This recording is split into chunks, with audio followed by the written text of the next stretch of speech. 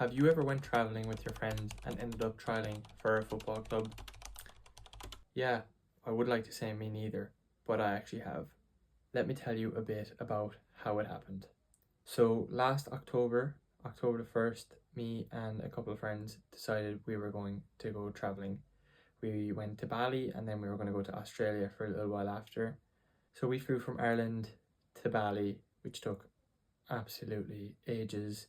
We flew through, where did we go? We went to Abu Dhabi, flew to Abu Dhabi, then flew from Abu Dhabi to Kuala Lumpur and Kuala Lumpur to Indonesia, Bali. Basically, all we had in plan was to go traveling, see the world, and I had some friends in Australia, and one of my friends had family in Australia, so we were going to go and stop over there while we were so close. So we spent about 3 weeks in Bali, and honestly, it was amazing. We got drunk most nights, we seen some amazing sights, and we had a lot of fun. We met lots of new people, and yeah, we just had a great time. It was very different to where we're from in Ireland, and yeah, we just thought, wow, this is amazing. So while I was in Bali, I did go to the gym a few times as I play football, and I wanted to stay fit as I have a club back in Ireland, and I was going back into season after traveling, so I wanted to stay fit as possible. But yet again, had probably too many nights out for this to be possible. So after our 3 weeks in Bali, we flew to Sydney, Australia. And honestly, this was the biggest culture shock ever. Living in a big city, well, we weren't living because we were only there for 2 weeks. Being in a big city like Sydney and just, wow, it's like a different planet. The sun all the time, the beaches, the parks, the people, just such a different vibe from Ireland, and it was just amazing. So we were only supposed to stay there for 2 weeks, meet some friends, and just have a good time really, and then come back to the usual in Ireland. But as it came closer to the 2 weeks, after having so much fun, enjoying the city so much, and just the lifestyle over there, me and my friend Owen decided, fuck this, we're not going back. We aren't going back to Ireland. So me and Owen decided to fly to New Zealand for, must have been 1 day, 1 night, 1 day. Oh, 2 days, 1 night. And we applied for a working holiday visa as we just didn't want to go home. We just loved Australia so much. Within, I'd say, 30 seconds to a minute of us applying for our visas, we got granted our visas and we got to stay in Australia. And honestly, me and Owen were absolutely buzzing. We just loved Australia so much, and we didn't want to go back to Ireland to the cold winter weather. So after we got that, so we had nowhere to stay and nowhere to go. So we were bouncing around in hostels because in the first 2 weeks we had family to stay with. Well, not our family, one of our friends' family. We stayed there on their couch for, what was it, 2 weeks, which was perfect, grand, free. It was lovely. After that, once we got back from New Zealand, we had nowhere to go. Although we had friends there, we didn't want to be a burden and stay in their house and just, just be a nuisance really. We got a hostel called, what was it called? 719 on George Street, I think it was called. Literally in the middle of Sydney, in the city. Oh, it was a bit of a kip, not gonna lie, but it was the cheapest thing in the city, and it meant we could stay in Australia while we looked for jobs and whatnot. While we were in this hostel, we ended up meeting some amazing people who I still am in contact with today. From German people to English people, just great people, and we had lots of fun. We went on so many nights out, we went on so many little side quests to different beaches, different places, just having a great time. Okay, so back to it. So we had just the most amazing time, but me and Owen weren't having great luck on the old job front. And as you can imagine, Sydney is not a cheap place. So with no money coming in and lots of money going out on things we shouldn't have been spending our money on, like nights out, shit food, activities, just fucking stupid shit really. Yeah, we were in a bit of a pickle. So Owen, luckily enough, he managed to get a job in the hostel we were staying in. Although it wasn't ideal work for him, a job's a job. We just wanted money to get by and not return to Ireland. But me on the other side, I did not have as much luck. But one thing I do have is football. Now, I'm not saying I'm the best footballer in the world. I'm not saying I'm absolutely dog shit, but I have football. So I decided to have a look online, and I posted in all Facebook groups. I reached out to people, just everything I could to see if there was anything I could do with football. Eventually, I seen a ad on Facebook about a football trial in a small little place in Canberra called Griffith. It's a very rural town. Well, in Australian terms, it's a very rural town. And you were able to do your regional work there, which grants you a visa for the following year. So I reached out to a guy from the football club. They were called Ugali, located in Griffith, obviously.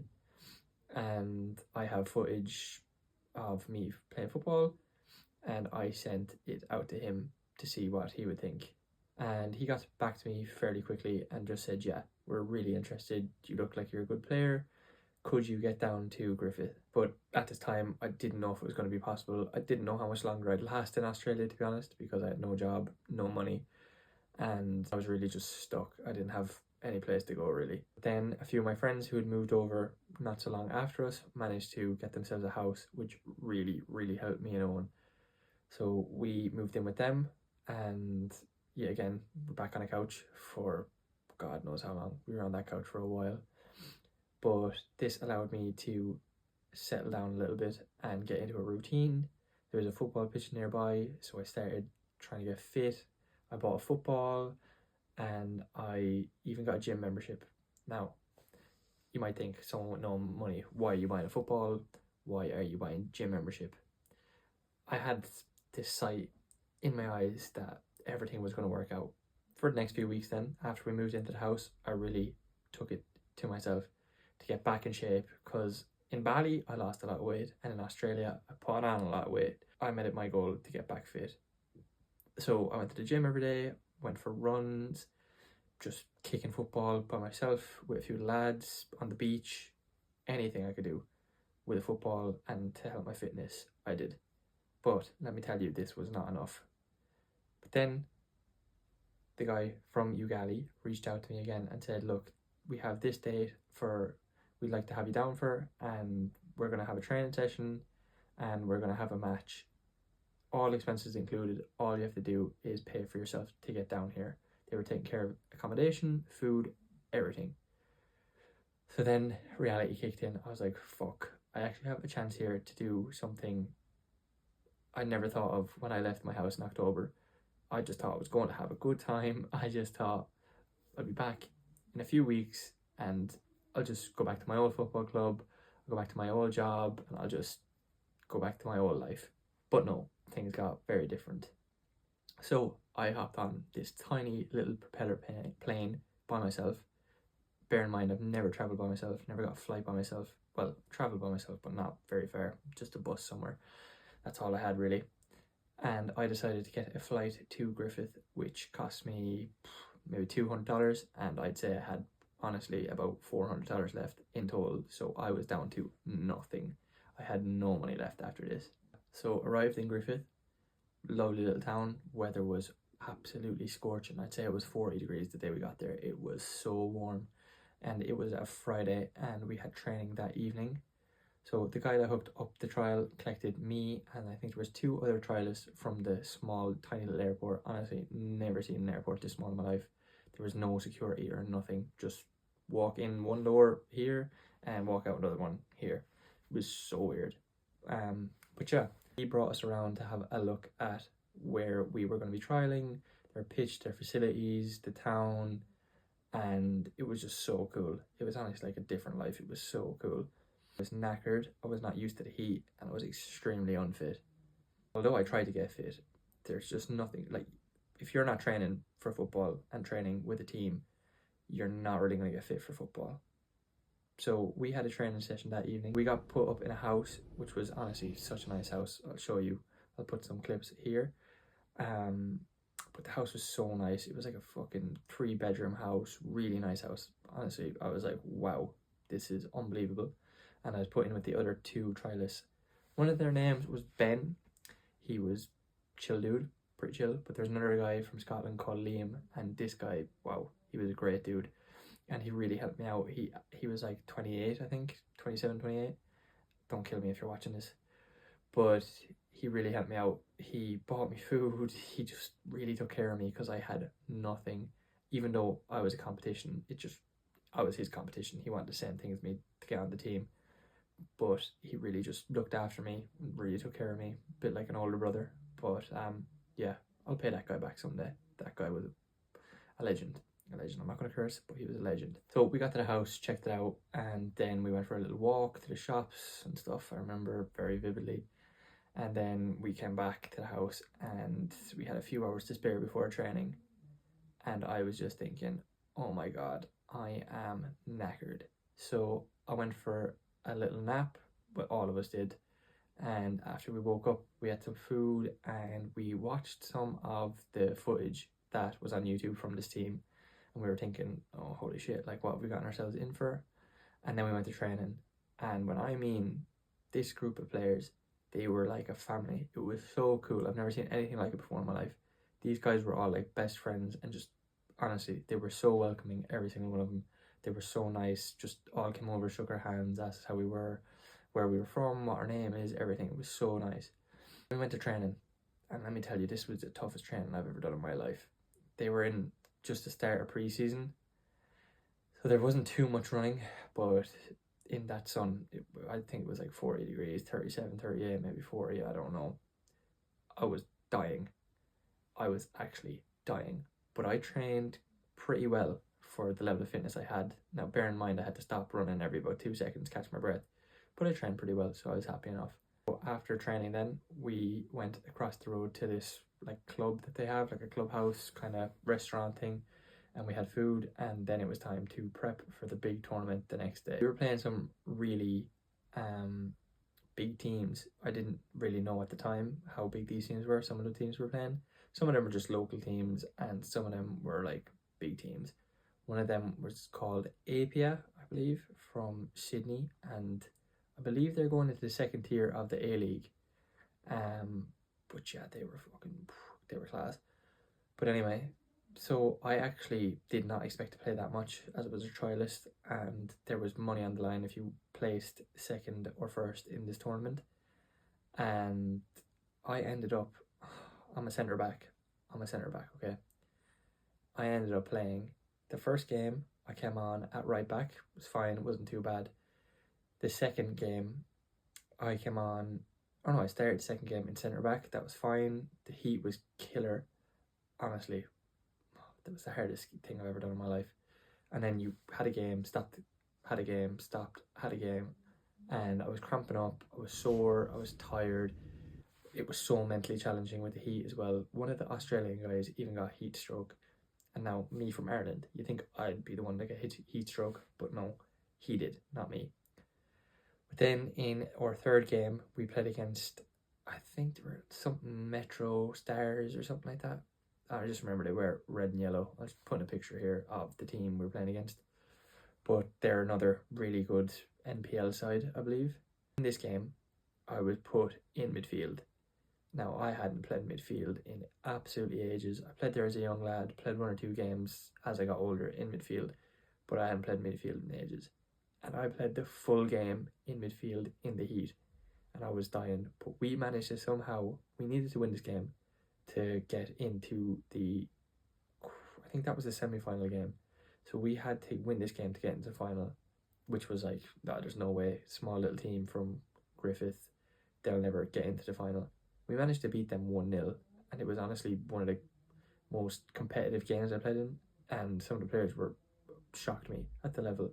I kind of felt like a bit of imposter syndrome. I was like, how am I here and how am I playing here? I was literally just going traveling for a little while. Now I'm in some random ass little town playing against some really, really, really good footballers, and I'm playing in a position I don't play in. Then came the final. We played against APN in the final. We ended up losing, but holy crap, they were some team. They had some amazing footballers. And yeah, I was put back in midfield again for this game, and let me tell you, this was tough. We were just defending for the whole game, and honestly, I've never sweat so much in my life. It was crazy. But so we ended up losing that one. I don't remember what the score was. 2-0, 3-1, 2-1. Don't remember. We got a lot closer than we should have been. The game was so close. I think the goal we conceded at first was a penalty, which wasn't really a penalty. And we had some chances too, which was not supposed to happen. But we gave them a really good game anyway. After that, that was our trial over, and I had to try to get back to Sydney. And I, at this point, had zero money. Zero. So I had to go and get a loan off my parents to get back from Griffith to Sydney, as I didn't know what was happening. Then I got back to Sydney after getting a flight, said my goodbyes to the lads I was trialing with, two gents, especially Liam, what a guy. And yeah, I was kind of just on a timeline of counting my days down before I had to emergency evacuate the country, because there was no jobs coming my way and nothing. Like nothing. I mean absolutely zero. Like no interviews, nothing. And one day I got a text off the guy that was asking me to come down and trial in the first place, and he said, "Are you available for a call?"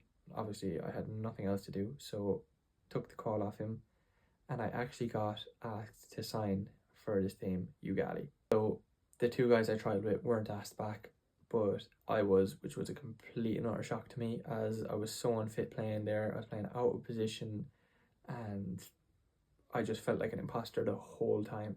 But I got asked to sign, which was crazy, and I was offered accommodation, a car, a job, everything. And even when I got down there, if I went back, they would have offered me, well, I would have been able to negotiate a game for, or a fee for games, which was incredible. Now it mightn't have been much, I don't know, but like I was at rock bottom, and now all of a sudden I'm up here. But then I thought about it. I would have to be there for the next 6 to 9 months of my life, all on my own, with people I don't know.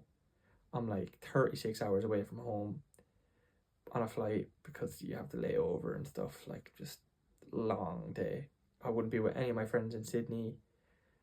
I'd be working probably a construction job or something that I really didn't want to do, but I would be playing an extremely high level football in Australia, and who knows where that could have went. But I made the decision with my friend Owen and my family to head back home in January 2024. The moral of this story, it's pretty much me ranting just about how I went travelling and ended up trying for a football club. Still don't know how it happened really. But the moral of this story is you really don't know what's around the corner for you. And sometimes you're stuck in such a hole and life is beating you down, and then all of a sudden you just get a small little opportunity, and it allows you to skyrocket on and just, you know, really pick yourself back up. And yeah, them days will stick with me forever. I learned so much from traveling, from trialing for that football club, from being at the football club. Everything was just amazing. It was literally a once in a lifetime experience. Pretty sure I'm never allowed back in Australia now anyway, because my visas ran out and I didn't do any regional work. So this was just, I don't know how it happened. Went traveling with my friends, ended up trying for a really, really high level football club in Australia. And yeah, now we're here today in Ireland, just chilling, having a good time. That's pretty much it. So if you want more stories like this, or YouTube videos, as I don't really make many of them, please do subscribe. I really appreciate it, and who knows where this could go. So thank you for watching.